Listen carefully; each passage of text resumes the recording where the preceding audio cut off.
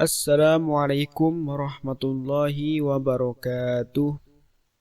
Bismillahirrahmanirrahim. Allahumma sholli ala Sayyidina Muhammad wa ala ali Sayyidina Muhammad.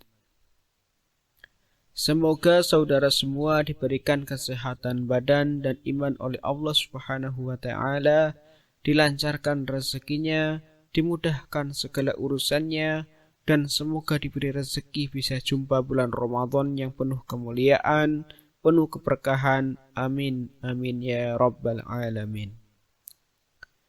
Pada video kali ini saya akan membawakan beberapa fadilah atau keutamaan surat Yasin yang kami rangkum dari beberapa sumber. Bagi saudara yang belum mensubscribe channel ini, saya mohon dengan kerendahan hati agar saudara semua mendukung channel ini supaya berkembang dan semoga kita diberikan keberkahan hidup oleh Allah Subhanahu wa taala. Surat Yasin adalah surat ke-36 dalam mushaf Al-Quran yang terdiri atas 83 ayat. Surat Yasin adalah salah satu surat Al-Quran yang diturunkannya di Makkah. Sebab diturunkannya adalah ketika orang-orang kafir berkata, sebenarnya Muhammad itu bukanlah seorang nabi dan juga bukan seorang rasul, melainkan ia hanyalah anak yatim yang diasuh atau dilindungi oleh pamannya Abu Thalib. Muhammad itu tidak pernah pergi ke madrasah atau sekolah. Ia juga tidak pernah belajar dari seorang guru. Lantas bagaimana bisa ia menjadi seorang nabi? Orang-orang kafir kukuh dalam keingkaran mereka ini. Kemudian Allah membantah perkataan mereka dan menurunkan surat Yasin ini. Dia bersaksi demi zatnya yang agung atas kerasulan dan kenabian Nabi Muhammad SAW. Dia berfirman, Muhammad, jika orang-orang kafir mengingkari kerasulanmu, maka janganlah bersedih atas pengingkaran mereka itu. Aku bersaksi, sesungguhnya kamu termasuk sebagian dari para rasul atau utusan. Ketika surat Yasin menunjukkan dan memberikan kesaksian atas kerasulan Nabi Muhammad, maka sudah dipastikan bahwa surat Yasin adalah hati atau jantung bagi Al-Quran. Rasulullah SAW bersabda, setiap sesuatu pasti memiliki jantung, dan jantung Al-Quran adalah surat Yasin.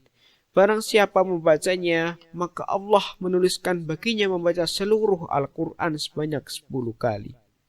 Beliau SAW juga bersabda, sungguh Allah memfirmankan surat Yasin dan surat Toha sejak 2000 tahun sebelum menciptakan langit dan bumi.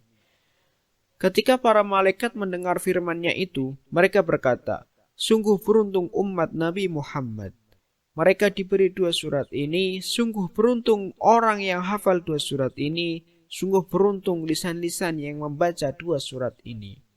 Pokok-pokok surat Yasin tidak lepas dari akidah umat sebelum Nabi Muhammad SAW. Perjuangan Rasulullah dalam menyampaikan risalah kenabian, keagungan Allah, dan keanekaragaman perilaku manis.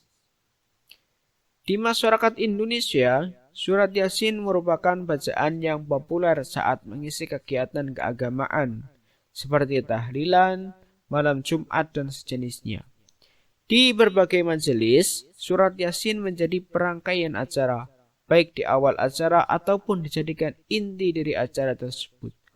Warga mengenalnya dengan sebutan jamaah Yasinan malam Jumat.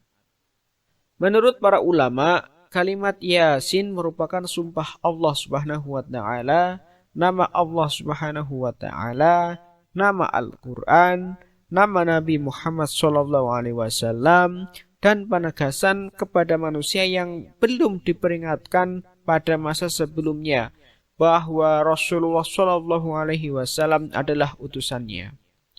Berikut ini adalah beberapa fadilah keutamaan membaca surat Yasin.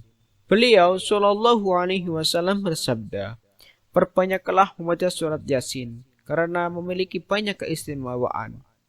Sampai-sampai dikatakan dalam menjelaskan hadis ini, orang yang lapar ketika membaca surat Yasin dengan hati yang khudur atau ikhlas, maka Allah membuatnya kenyang dengan anugerahnya.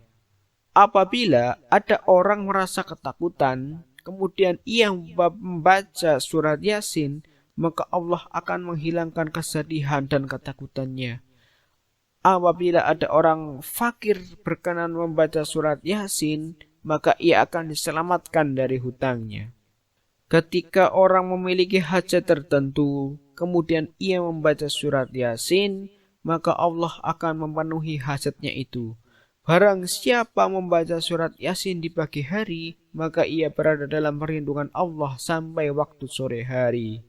Dan tidak ada suatu negara, kota ataupun desa yang di dalamnya masih ada orang membaca surat Yasin atau menafsirinya kecuali Allah menjauhkan dan menghilangkan dari mereka bala bilahi, bencana, krisis ekonomi, penyakit taun, wabah, dan penyakit lain dengan perantara kemuliaan daripada surat Yasin.